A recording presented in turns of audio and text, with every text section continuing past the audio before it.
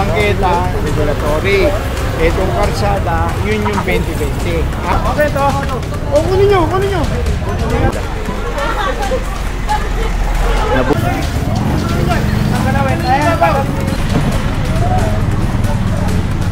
So wala silang mapakita, no? Kailangan hindi, hawkers permit kailangan na.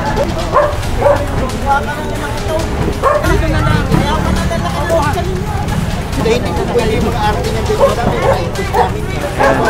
Damputin na natin, sir.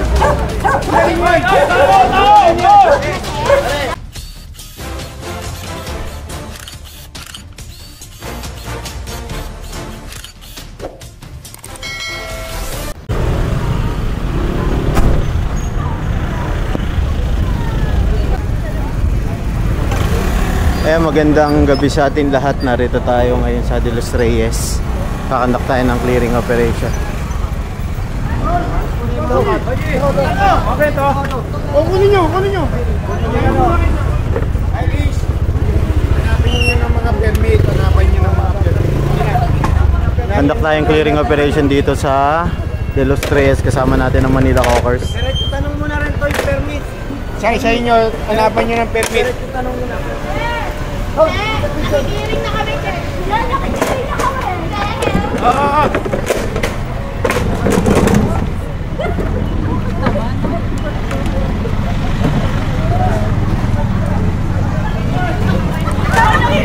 May reklamo kasi rito na hindi sila sumusunod sa patakaran ng government, lalo na ngayon nasa kalsada sila.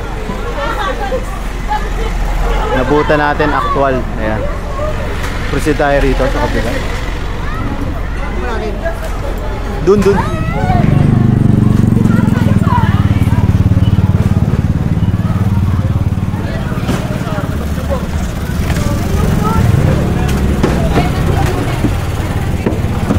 Ayan, diretso tayo rito.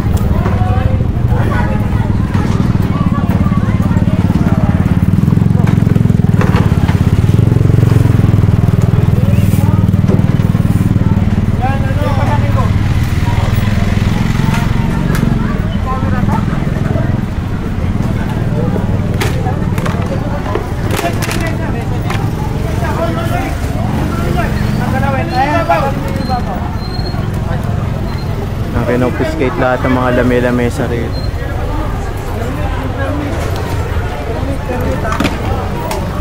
Bali, inaanapan ng permit yung bawat ano dito. Stall, vendor, ito pa.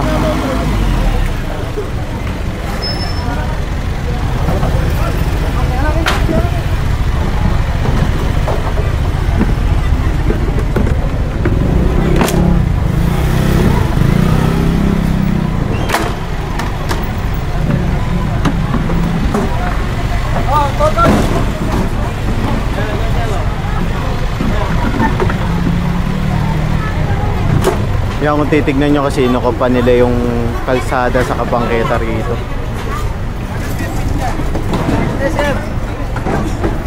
Hindi pwede ba ano? Lexus, nandyan phone ko? Electronic business permit. Hindi to. Hindi. Regulatory permit kasi hinahanap sa kanila, kaso wala silang mapakita, no? Kailangan meron sila nun, pati lang po.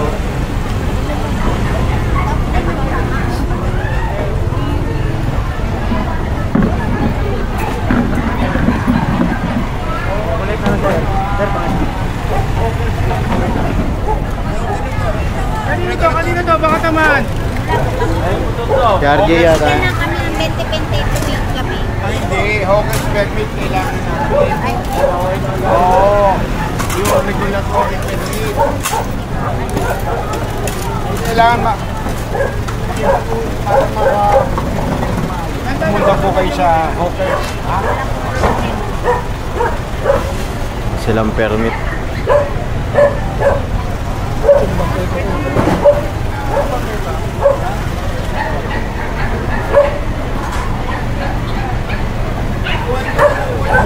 Regulatory permit po. Bawat po rito eh. Wala kayong regulatory permit. Pwede po makikita. nagko-collect po dito sa amin. Iba po yun, ticket po yun eh. Yung 2020. Iba po yung ano na Paano yun. po sir dapat namin Punta po kayo ng opisina ng ano na hawkers. Oo. Ano ba ano natin. Gumagamit po kasi kayo ng sir, yan yung kukuha kami ng ginagawa. punta lang po kayo sa opisina. Doon po sa may ano sir. Sa hawkers po. Marami magtuturo sa inyo. Bali, hawkers kami na Opo, yung hawkers, yung regulatory permit po. regulatory. Yung pinapakita nyo sa amin, ano, business po. Doon lang po sa pero pagdating po. Nigel!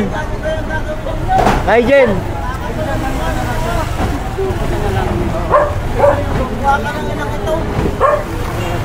Sa opisina na lang po. Bawal po kasi dito. Diba, lalo tayo. Kung sa araw nga, sana hindi na kami mag-ano. May pumutang opisyal. Oo. Sabi, kailangan daw namin magbigay kasi ano daw naman yung value. Ilanap lang namin mga. Sinong official yung kuya? Sinungayin po kasi. Ayan, sinabi. Kasama niyo siya. Ah, Nangungulit sa amin. pero may regulatory permit kayo. Hindi naman po nila sinabi na kailangan yun eh. May business permit po Ang kami. ano po yung ano, yung. Tapos, Kaya ganito na lang. yeah, tigil mo na yan. Kukuha na lang tayo sa akin na sir. Pero kung sinabi mo naman na kailangan namin pupunta sa 2020, wala pong problema. Ano sinasabi mo eh?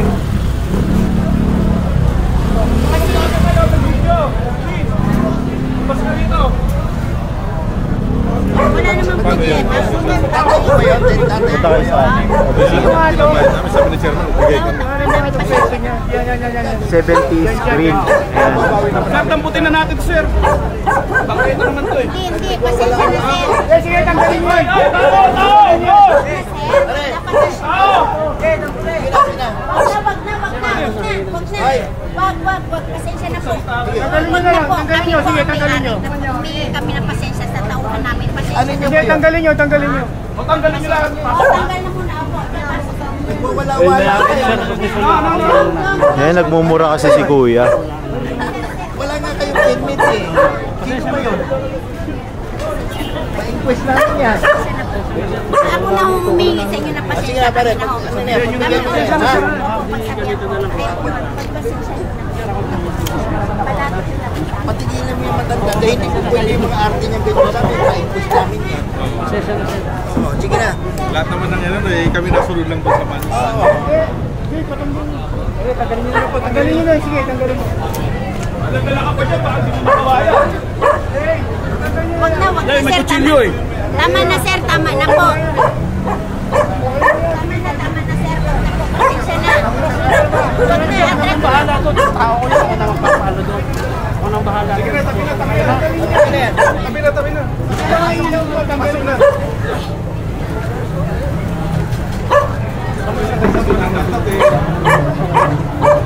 Okay naman na sana.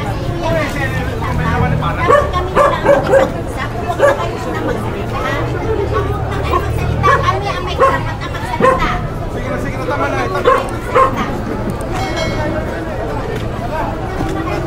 Tara.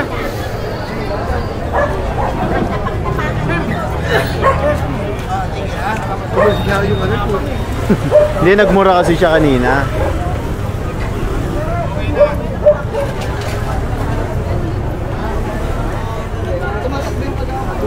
Sabi ko nga, itong sa loob ng bahay, business permit.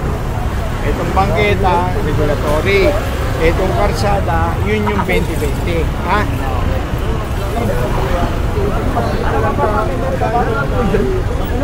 Okay na ha? Pwede na tayo. Pupunta naman yun. Pupunta na lang siya. Hindi, hanapan nyo na rin ito. Hoy, para legal, hanapan nyo na rin ng business permit. Mausap ka naman dyan. Yan, isang mabilis na clearing lang kasi itong ginawa ng ating Manila Hawkers. Dahil yung iba kasi talaga dito walang regulatory permit pero naglalatag sa kalsada.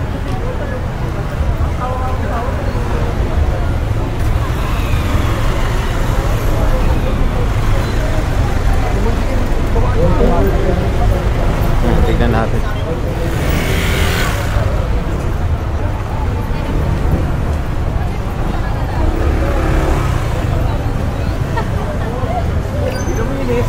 Wait lang, wait lang. Kukunin yun sa hawkers. Ha? Regulatory permit. Ha?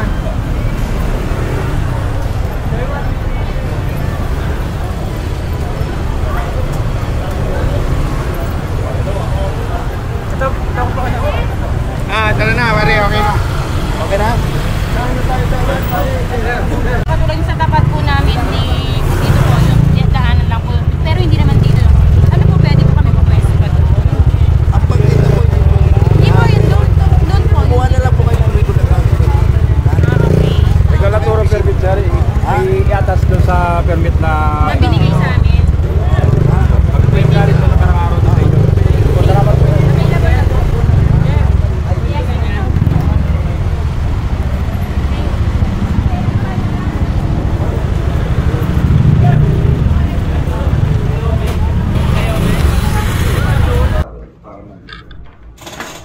Hindi kami nagpunta ron.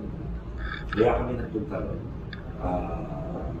para ma-enlighten kayo doon sa panghahanap buhay na pinangangalagaan. Ayun po ba meron kayong business permit? Meron. Ano po category ng business permit natin? Dapat ang pinakita nyo sa akin kung updated ang business permit. Ito po, ang kinukuha lang natin dito is yung para sa city. Yung bilang negosyante, ako negosyante, ano una i-comply mo? Pag mag-i-establish ka ng negosyo, di ba? Una mo business permit. So ngayon, nag-check ako kung ano yung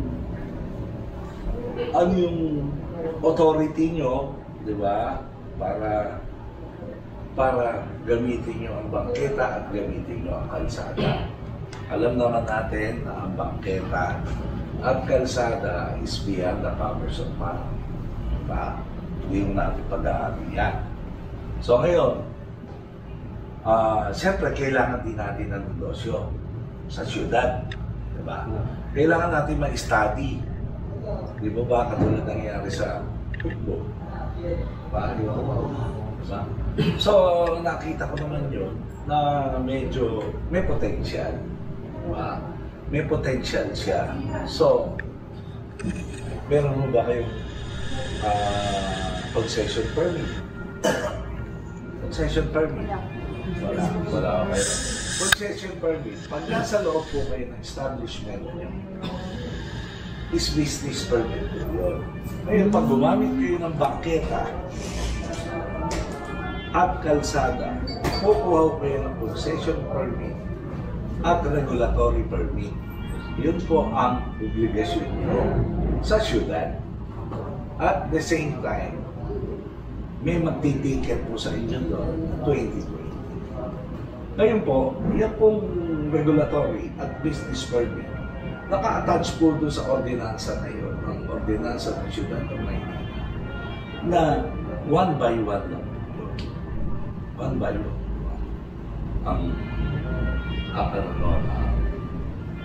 batas.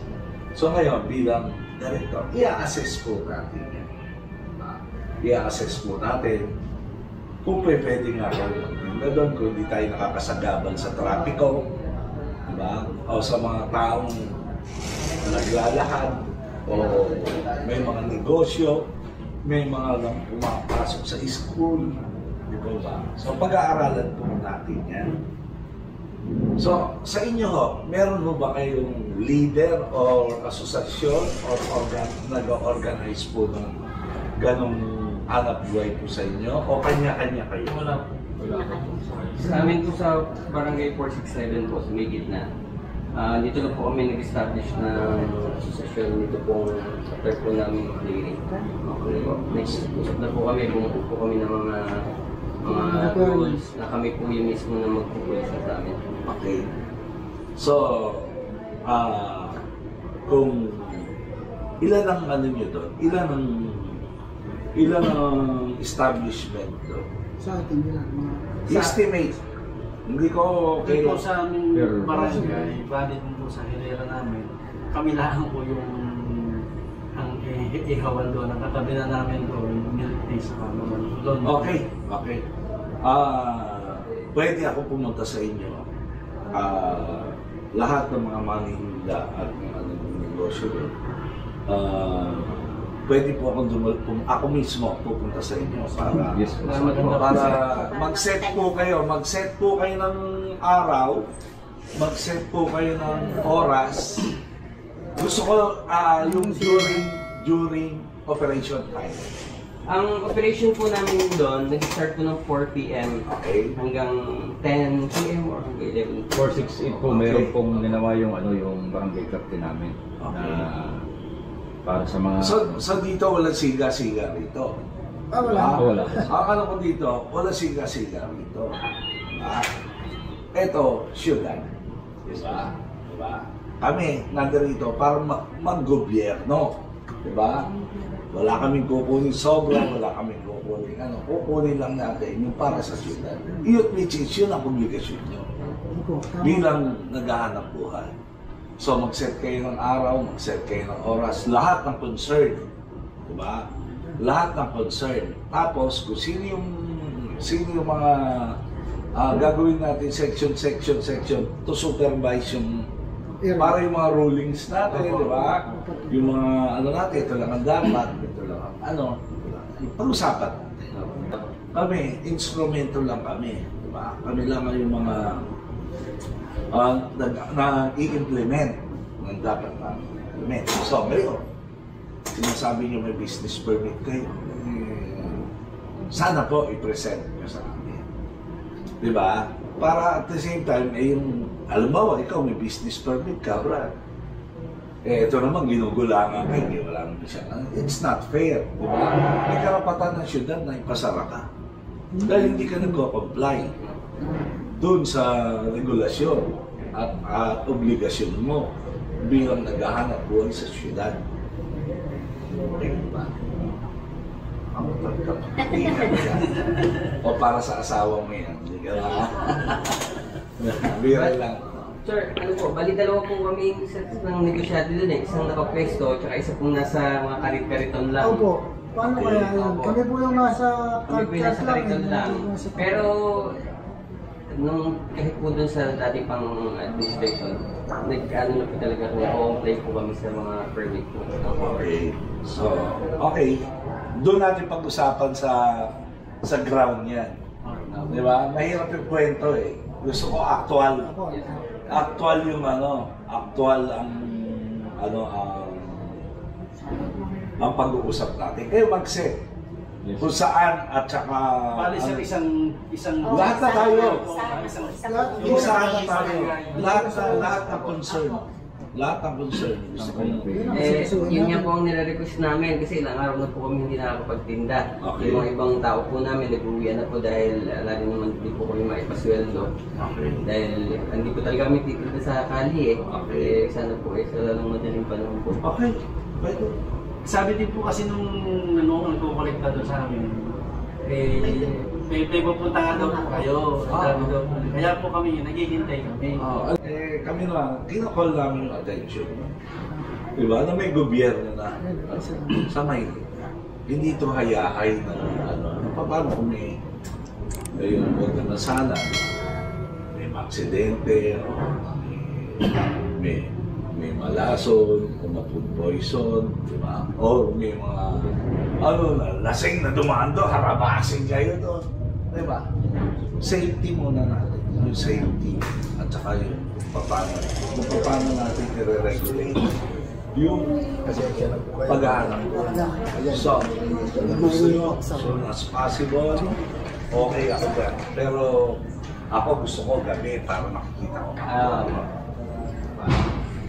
Then mag-set kayo ng sa ano doon, magkaroon. Okay?